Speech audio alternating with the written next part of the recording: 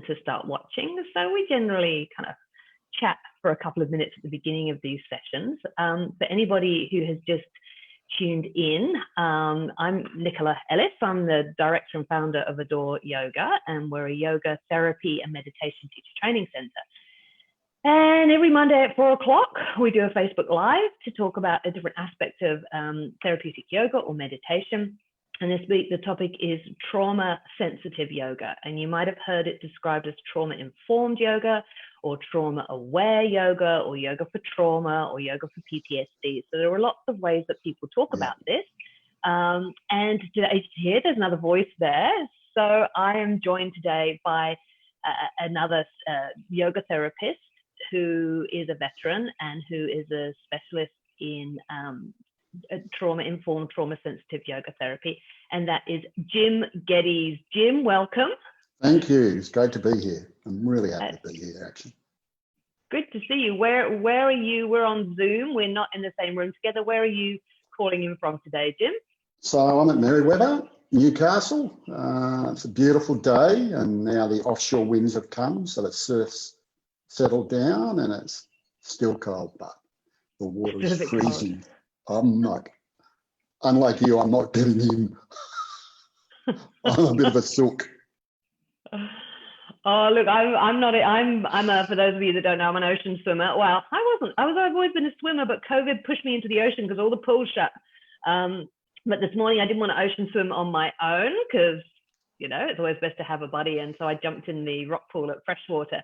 And oh my goodness, it was so cold, and it was in the shade, and there was all this wind, and I got out, I couldn't feel my hands, and I walked around to the beach at freshwater.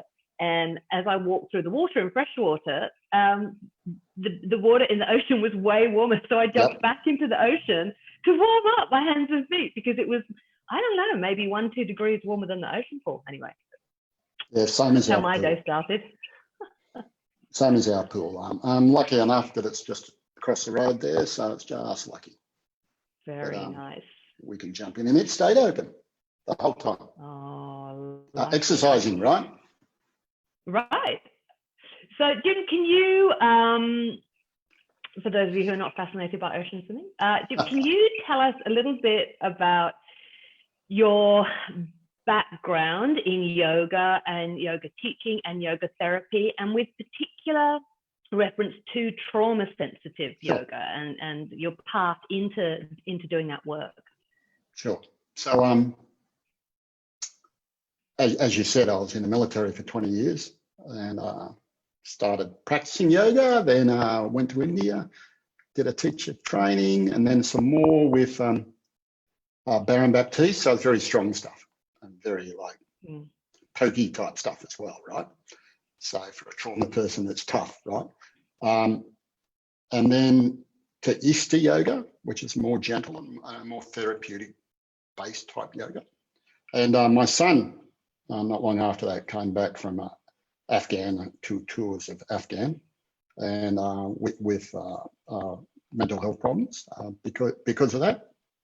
And I thought about, you know, how do this yoga help these guys and my son specifically. And then I went and did some training with Shirley Hicks in a trauma sensitive training and started introducing that into the classes I teach. And of course, I've done more training again with Adore Yoga as part of my yoga therapy. And so I went from teaching basically hot power yoga, Baptiste yoga, to this gentle, mellow, sort of more considerate type of yoga. And I started teaching to the community and free for veterans because I've got an interest there. And I'm also in a motorbike group that helps get homeless veterans off the street. And so I started doing that. And then I did some at a homeless centre, again, because they all have trauma in their life and issues in their life. And I suppose I then started teaching at an NDIS centre, mental health centre, for a big NDIS centre. And luckily,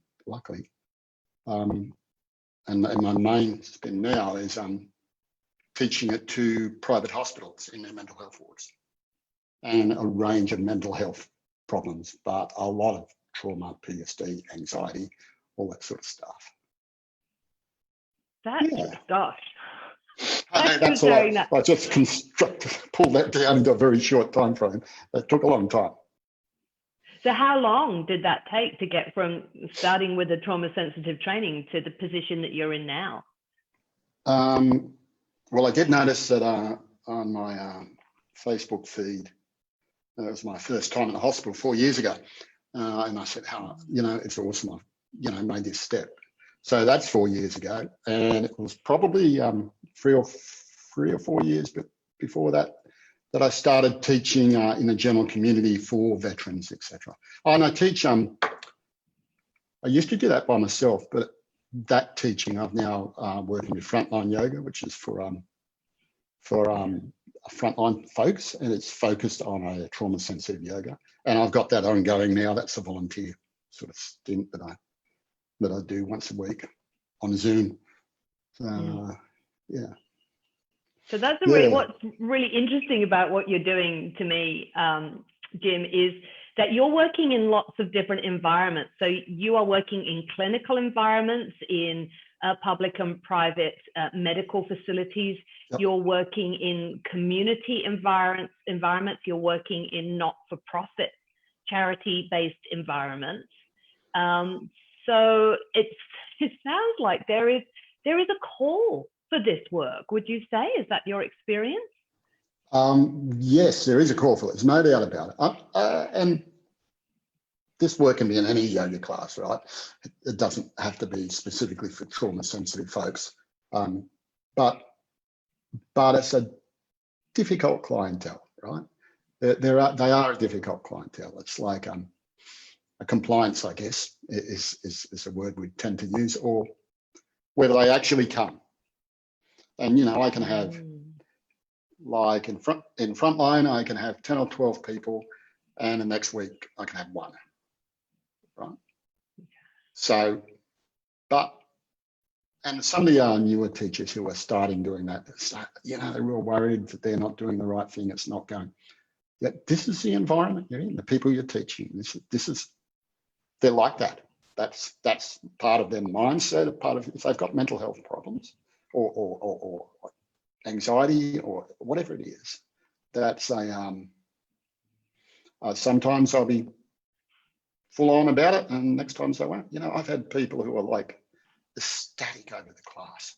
They loved it. They want to, talk to me after. This is my new me, and I haven't seen them again, right? And I've had people the other way who I think, oh my God, they're not getting it.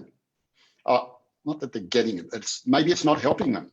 And that's been for 4 or 5 weeks, and I've kept turning up, and I've talked to them, and they go, oh no, this is freaking awesome. It's like, this is my go-to now, and I think, oh God, you could have told me. I'm a stress out myself, but I'm stressing that I'm not doing the right thing, or it's not getting through, but it is. But so it's this whole community that you're working with. It's much more difficult, especially homeless people. It's even worse. Right.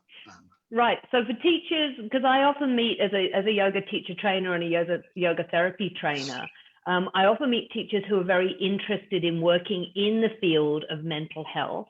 A lot of teachers themselves have had histories of anxiety or depression or other mental health issues, and yoga has been incredibly helpful for them, and they want to go out and share it. And what you're saying is that for yoga teachers who are maybe used to teaching in a gym or teaching in a studio or other environments, that when you do start to work specifically with this particular cohort, that it brings its own challenges, and that as a teacher, you need to change your expectations, and you need to change your mindset towards how you teach and the relationship between yourself and those students.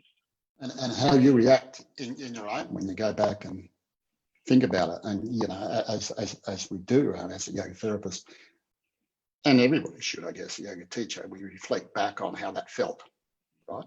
How did it feel when nobody turned up? Or how did it feel when that person got up and left in the middle of class? Although they were safe, So it can be, for the teacher even, it can be triggering, and it can bring stuff, right, to themselves. Like, and so how do you manage that? Because I know I have a master's in counselling and psychotherapy, and to practice as a counsellor or a psychologist, who are the other kinds of practitioners and social workers who work in this field with people who are experiencing these mental health issues, there are far more guidelines around how they practice and the supervision that they get specifically. So there is compulsory supervision for mental health professionals. But for yoga teachers and even yoga therapists, there are no, like Yoga Australia and the other accrediting bodies do not have mandatory supervision for teachers. So what are your thoughts on that, your personal experience of coping and self-care in this environment, but also what you think about how other teachers should maybe go about getting that support if they're working in these environments? Well, I mean, there are online groups that we can chat to, mental health groups that we talk to, and back to your teachers as well. I mean, I know I've come back to you several times, and hey, this is happening. This guy's like shaking or something in the middle of my tension and release process. So what's going on? So I do remember that distinctly. I mean, oh God. And people who are still in the field, and I'm lucky I've got another person who works at the hospital, and we swap sometimes. She's not a yoga therapist, but at least I can chat to her and she sees what's going on and how we feel. And but there's yoga mental health groups that you can chat on, and I can still go online with the door folks that I do my training with and chat to them about stuff. Some of the ones who are more into the mental health side of yoga. And self-reflection, and questioning how that feels in the body and what's happening with myself, my own care. Although there's a tendency even and I say that like I'm doing that really good, but I'm probably not. Right? I know I'm not, and sometimes I get too involved or too, it rubs off. There's this trickle effect of anybody, as you see it in practitioners who are in the mental health world, and general hospital folks. There's a real rubbing off of stuff sometimes, and so because you care about it, otherwise you wouldn't be doing it, right? Right. So you've got a community of practitioners, of the people that you did your yoga therapy training with, of mentors and online support groups where you do share that, and an actual other person who you're sharing the work with in some environments. So you are making sure that you get that support, and I think that's pretty important for teachers. I'd recommend. I think you're doing a great job with that, and I think that all teachers working in these mental health environments really need to prioritize their own well-being for the benefit of their students, if nothing else. Yes, for sure, because you don't want to bring that. And in the beginning, I didn't have that, right? That was not there, so that was tough when things were happening, and and I've also got my own stuff I have to deal with on top of that, with my son, etc., and all that. So there's been some tough times, but I've stuck with it. But sticking with it, this if you're working in the mental health field, I think, and